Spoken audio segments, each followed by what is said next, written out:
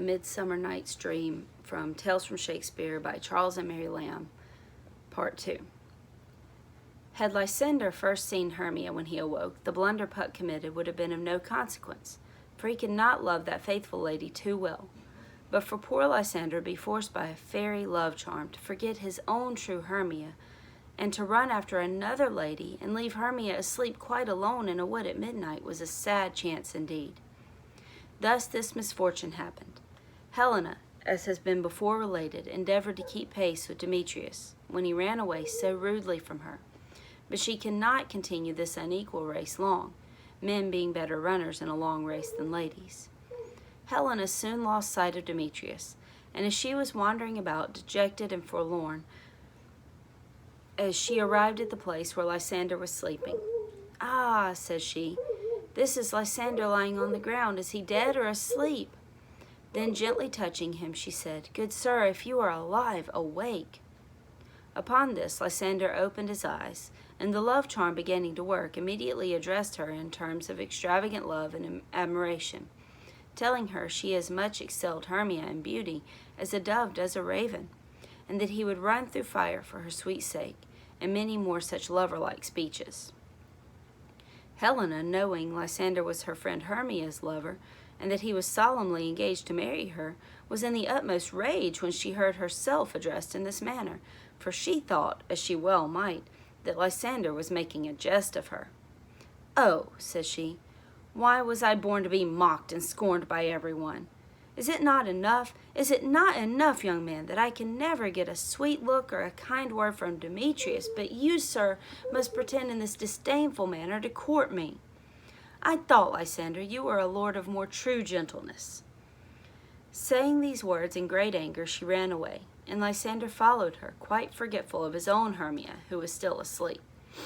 When Hermia awoke, she was in a sad fright at finding herself alone. She wandered about the wood, not knowing what was become of Lysander, or which way to go to seek for him. In the meantime, Demetrius, not being able to find Hermia and his rival Lysander, and fatigued with his fruitless search, was observed by Oberon fast asleep.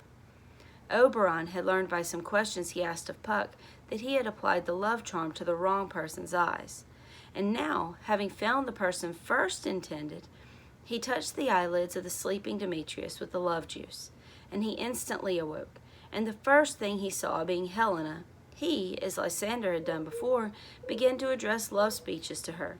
And just at that moment Lysander, followed by Hermia, for though Puck's unlucky mistake, it was now become Hermia's turn to run after her lover, made his appearance, and then Lysander and Demetrius, both speaking together, made love to Helena, they being each one under the influence of the same potent charm. The astonished Helena thought that Demetrius, Lysander, and her once dear friend Hermia were all in a plot together to make a jest of her. Hermia was as much surprised as Helena. She knew not why Lysander and Demetrius, who both before loved her, were now the lovers of Helena, and to Hermia the matter seemed to be no jest. The ladies, who before had always been the dearest of friends, now fell to high words together. "Unkind Hermia," said Helena, "it is you have set Lysander on me to vex me with mock praises, and your other lover Demetrius, who used almost to spurn me with his foot, have you not bid him call me goddess, nymph, rare, precious, and celestial? He would not speak thus to me, whom he hates, if you did not set on him to make a jest of me. Unkind Hermia, to join with men in scorning your poor friend. Have you forgot our school-day friendship? How often, Hermia, have we two, sitting on one cushion, both singing one song, with our needles working the same flower, both on the same sampler wrought, growing up together in fashion of a double cherry, scarcely seeming parted. Hermia, it is not friendly in you, it is not maidenly to join with men in scorning your poor friend." "I am amazed at your passionate words," said Hermia. "I scorn you not. It seems you scorn me." "I do," returned Helena. "Persevere, counterfeit serious looks, and make mouths at me when I turn my back, then wink at each other, and hold the sweet jest up. If you had any pity, grace, or manners, you would not use me thus." While Helena and Hermia were speaking these angry words to each other, Demetrius and Lysander left them to fight together in the wood for the love of Helena. When they found the gentleman had left them, they departed, and once more wandered weary into the wood in search of their lovers. As soon as they were gone, the Fairy King, who with little Puck had been listening to their quarrels, said to him, "This is your negligence, Puck, or did you do this wilfully?" "Believe me, King of Shadows," answered Puck, "it was a mistake. Did not you tell me I should know this man by his Athenian garments? However, I am not sorry this has happened, for I think their jangling makes excellent sport." "You heard," said Oberon, "that Demetrius and Lysander are gone to seek a convenient place to fight in.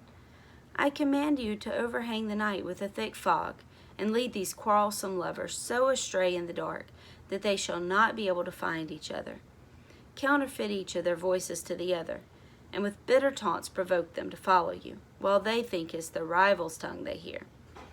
See you do this, till they are so weary they can go no farther, and when you find they are asleep, drop the juice of this other flower into Lysander's eyes, and when he awakes he will forget his new love for Helena, and return to his old passion for Hermia. And then the two fair ladies may each one be happy with the man she loves, and they will think all that has passed a vexatious dream. About this quickly, Puck, and I will go and see what sweet love my Titania has found." Titania was still sleeping, and Oberon, seeing a clown near her, and lost his way in the wood, and was likewise asleep. "This fellow," said he, "shall be my Titania's true love." And clapping a donkey's head over the clown's, it seemed to fit him as well as if it had grown upon his own shoulders. Though Oberon fixed the donkey's head on very gently, it awakened him, and rising up, unconscious of what Oberon had done to him, he went toward the bower where the Fairy Queen slept. "Ah, what angel is it that I see?" said Titania, opening her eyes, and the juice of the little purple flower beginning to take effect. "Are you as wise as you are beautiful?" "Why, mistress," said the foolish clown, "if I have wit enough to find the way out of this wood, I have enough to serve my turn." "Out of the wood do not desire to go," said the enamored queen. "I am a spirit of no common rate. I love you. Go with me, and I will give you fairies to attend upon you." She then called 4 of her fairies. Their names were Peas Blossom, Cobweb, Moth, and Mustard Seed. "Attend," said the queen, "upon this sweet gentleman, hop in his walks, and gambol in his sight. Feed him with grapes and apricots, and steal for him the honey bags from the bees. Come sit with me," says she to the clown, "and let me play with your amiable hairy cheeks, my beautiful donkey, and kiss your fair large ears, my gentle joy." "Where is Peas Blossom?" said the donkey-headed cloud, not much regarding the Fairy Queen's courtship, but very proud of his new attendants. "Here, sir," said little Peas Blossom. "Scratch my head," said the clown. "Where's Cobweb?" "Here, sir," said Cobweb. "Good, Mr. Cobweb," said the foolish clown. "Kill me the red humblebee on top of that thistle yonder, and good Mr. Cobweb, bring me the honey bag. Do not fret yourself too much in the action, Mr. Cobweb, and take care the honey bag break not. I should be sorry to have you overflown with a honey bag. Where's Mustard Seed?" "Here, sir," said Mustard Seed. "What is your will?" "Nothing," said the clown. "Good Mr. Mustard Seed, but to help Mr. Peas Blossom to scratch. I must go to a barber's, Mr. Mustard Seed, for methinks I am marvelous hairy about the face." "My sweet love," said the queen, "what will you have to eat? I have a venturous fairy shall seek the squirrel's hoard and fetch you some new nuts." "I had rather have a handful of dried peas," said the clown, who with his donkey's head had got a donkey's appetite. "But I pray let none of your people disturb me, for I have a mind to sleep." "Sleep then," said the queen, "and I will wind you in my arms. Oh, how I love you, how I dote upon you." When the Fairy King saw the clown sleeping in the arms of his queen, he advanced within her sight, and reproached her with having lavished her favors upon a donkey. This she could not deny, as the clown was then sleeping within her arms, with his donkey's head crowned by her flowers. When Oberon had teased her for some time, he again demanded the changeling boy, which she, ashamed of being discovered by her lord with a new favorite, did not dare refuse him. Oberon, having thus obtained the little boy he had so long wished for to be his page, took pity on the disgraceful situation into which, by his merry contrivance, he had brought his Titania, and threw some of the juice of the other flower into her eyes, and the fairy queen immediately recovered her senses and wondered at her late dotage, saying how she now loathed the sight of the strange monster. Oberon likewise took the donkey's head from off the clown, and left him to finish his nap with his own fool's head upon his shoulders. Oberon and his Titania, being now perfectly reconciled, he related to her the history of the lovers and their midnight quarrels, and she agreed to go with him and see the end of their adventures.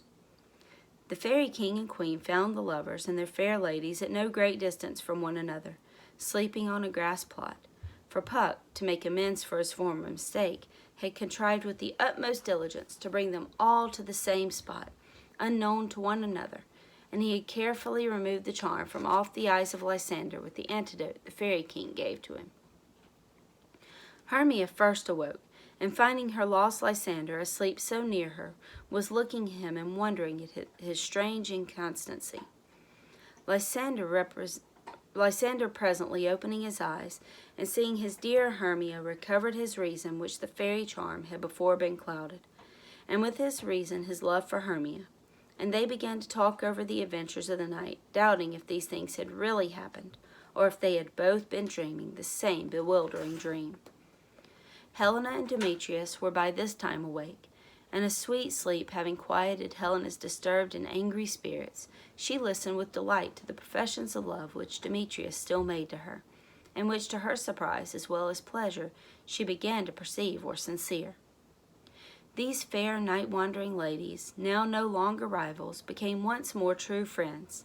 All the unkind words which had passed were forgiven, and they calmly consulted together what was best to be done in their present situation. It was soon agreed that as Demetrius had given up his pretensions to Hermia, he shall endeavor to prevail upon her father to revoke the cruel sentence of death which had been passed against her. Demetrius was preparing to return to Athens for this friendly purpose, when they were surprised with the sight of Aegeus, Hermia's father, who came to the wood in pursuit of his runaway daughter. When Aegeus understood that Demetrius would not now marry his daughter, he no longer opposed her marriage with Lysander, but gave his consent that they should be wedded on the 4th day from that time, being the same day on which Hermia had been condemned to lose her life. And on that same day Helena joyful agreed to marry her beloved and now faithful Demetrius.